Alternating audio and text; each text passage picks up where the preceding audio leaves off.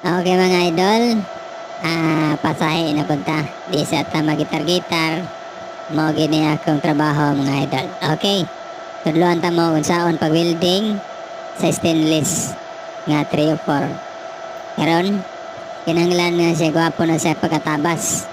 Kaya ron pag dikit niya, mudikit gid siya, kinahanglan mag-welding mo. Kinahanglan nakadikit, walay hawang, walay hungaw, mo na siya ang sakto nga pag welding og stainless.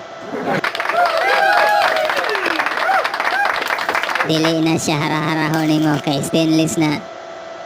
Og magsige po kag welding ana tungod kay dako kay bangag. Ayaw na lang gig padayon na. Digi na siya mahimo kay once nga mo init na siya mayo, mubaog na siya, mura na siya og lubot. Mura hinay-hinaya naman sa welding. Ilabay ni mo ng baga niya aron di na siya mapatong diha kay gahi na siya kuhaon.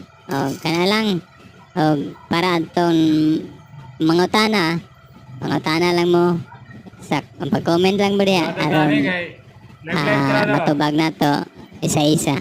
Okay, muna siya mga idol ang finished product, pero pinison pa na siya pareha kasinaw anang diaw kanang murag ulo kasinaw ba.